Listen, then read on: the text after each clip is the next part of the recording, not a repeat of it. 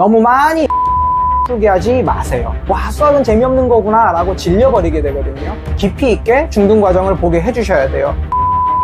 매몰되면 아이의 수학도 매몰될 수 있다는 점을 기억해 주세요. 이런 거에 너무 초점을 맞추시다 보면 오히려 더 중요한 수학을 놓칠 수 있어요. 우리 초등 아이들에게는 큰 기회가 온 것과 마찬가지죠.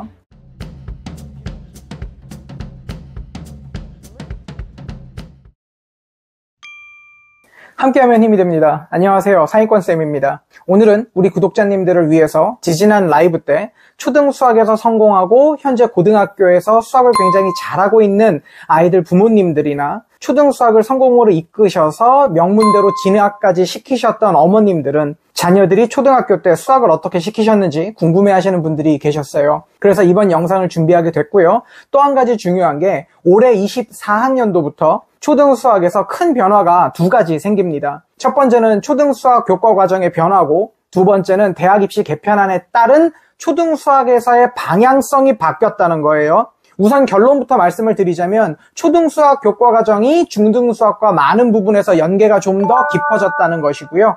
좀 이따 자세하게 말씀드리겠지만 대학 입시 개편안에 따라서 수학을 대비하는 방법도 좀 바뀌어져야 되지 않나 하는 시각들이 있습니다. 그래서 이런 부분과 함께 실제로 초등 자녀들의 수학을 성공시키셨던 어머니들이 초등학교 때 시간 배분의 완급을 어떻게 조절하셨는지, 공통된 규칙이 어떻게 되는지, 대부분 수학을 공부시키실 때 어떤 방법들을 적용하셨는지 오늘 그 정보를 나누려 합니다.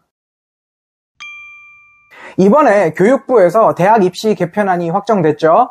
초등학생들은 문과, 이과, 수학이 사실상 없어지게 돼요. 그렇기 때문에 우리 아이가 수학을 조금 못하나 싶어도 굳이 벌써 이과나 메디컬 계열을 포기할 필요가 없게 되었다는 거예요. 원한다면요. 이게 핵심이고요. 그러니 급하게 수학 선행 뽑지 마시고요. 그렇게 하다가 우리 아이가 초등학교 때 수학을 잘 못하나라는 오해를 안 하시면 좋겠다는 거예요. 천천히 생각해 보시면서 오늘 적용할 수 있는 것들을 적용하시면 시간이 조금 더 걸릴지라도 안정적으로 우리 아이들을 수학도 잘하는 아이들로 만들 수 있지 않을까 싶어요. 우리 초등 아이들에게는 큰 기회가 온 것과 마찬가지죠. 제가 현재 가르치는 아이들을 보면요, 이과 수학에서 3등급 받던 아이들도 문과 수학으로 돌리게 되면 1, 2등급을 받게 되더라고요. 그래서 교차 지원이라는 걸 하고 있죠.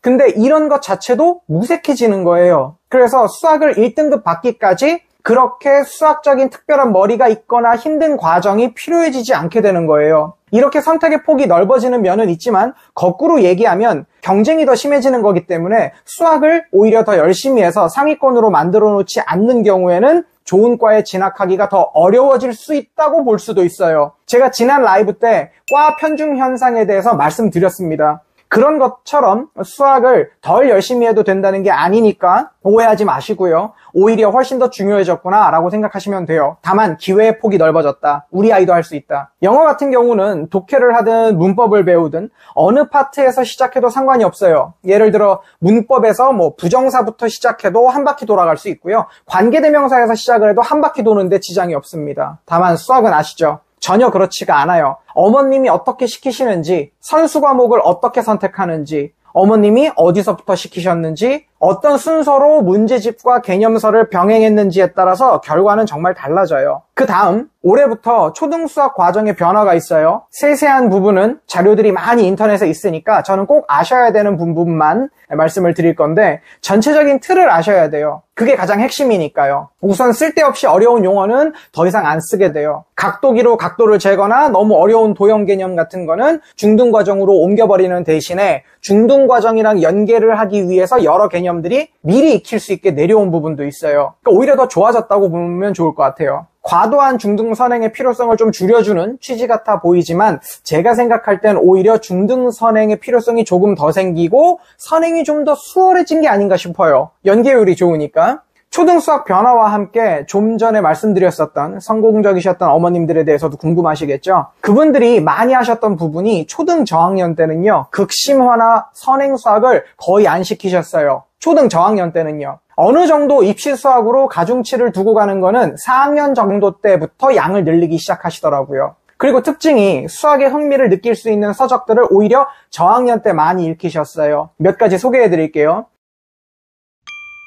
여기서 한 가지 주의하실 점이 수학을 그냥 좋아하고 잘하는 아이들한테는 이런 수학 동화나 수학 이야기 읽히지 말아주세요. 오히려 만화나 다른 쪽으로 빠지게 되는 통로가 될 수 있으니까요. 그래서 이런 서적들은 수학의 흥미를 못 느끼거나 수학을 싫어하거나 수학을 왜 공부하는 거예요? 라고 하는 아이들에게 당근으로서 유혹할 수 있는 적절한 도구라는 점을 먼저 생각해 주시면 좋겠어요. 그리고 광고 아니니까요. 구매하실 필요는 없고 근처 도서관에서 빌려보시는 걸 먼저 추천드릴게요. 하나씩 말씀드려보자면 우선 미로게임이라는 책이 있고요. 피타고라스 구출작전, 그리고 수학 귀신, 그리고 함정에 빠진 수학, 그 다음에 12개의 황금 열쇠 정도 있겠어요. 이거 말고도 더 있는데 얼핏 살펴보니 제가 볼 때는 괜찮았던 것 같았어요. 수준에 맞춰서 적절하게 보여주시면 될 것 같습니다. 흥미를 유발하는 요소 정도로만 사용하시고 다시 말씀드리지만 집 근처 도서관에서 빌려보시면 충분해요.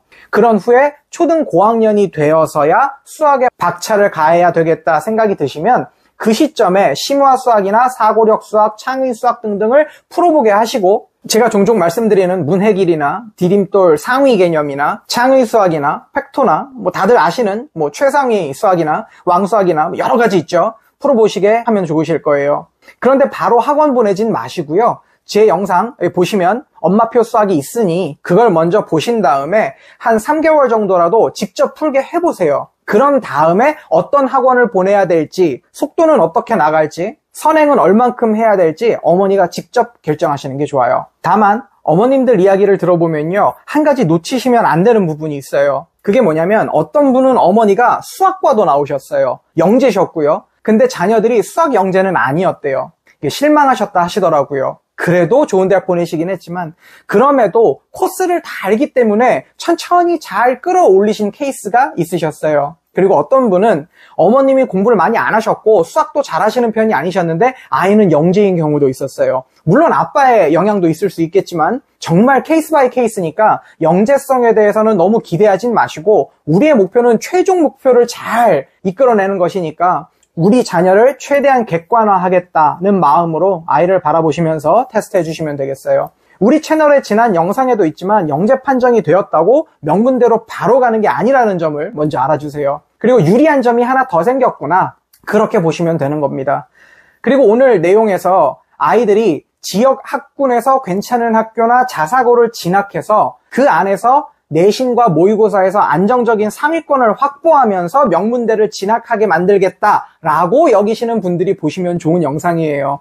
오늘의 핵심을 잘 추려보면 초등 1, 2학년 때 연산 위주로 할 수밖에 없지만 편행을 제대로 잘 공부하고요. 중간 난이도 정도의 심화를 했었어요. 수학과 관련된 동화나 독서들을 많이 시키셔서 흥미를 좀 유발시키셨고 3학년 올라가면서 사고력이나 창의 수학 등을 맛보게 해주신 분들이 대부분이었어요.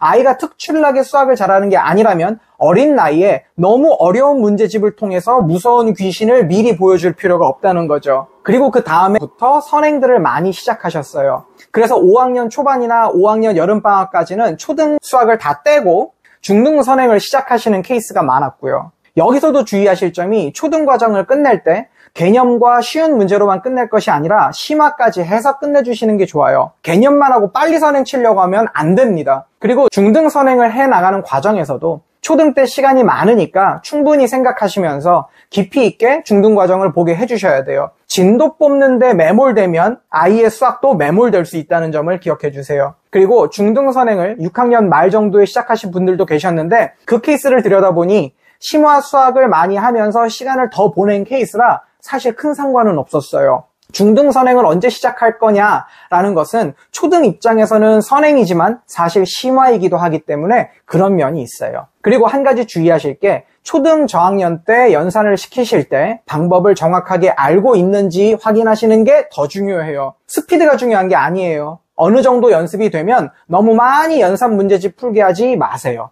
애들이 수학이 연산만 있는 줄 알고 와 수학은 재미없는 거구나 라고 질려버리게 되거든요. 빠르게 풀고 잘 풀고 이런 거에 너무 초점을 맞추시다 보면 오히려 더 중요한 수학을 놓칠 수 있어요. 그래서 연산을 너무 많이 시켜버리면 아이들이 수학을 싫어하게 될 수 있다는 점 다시 한번 강조드릴게요. 아이 성향을 봐가시면서 적당히 시키시는 게 좋고요. 초등 저학년은 결국 연산을 잘하느냐 뭐 그 정도의 영역이기 때문에 저학년 시기에는 다른 수학적 생각을 함양할 수 있는 책이나 교재들을 이용하시는 편이 훨씬 더 좋다고 생각해요. 오늘은 여기까지입니다. 함께 하시면 힘이 됩니다. 자녀들을 키우시는 모든 부모님들을 응원합니다.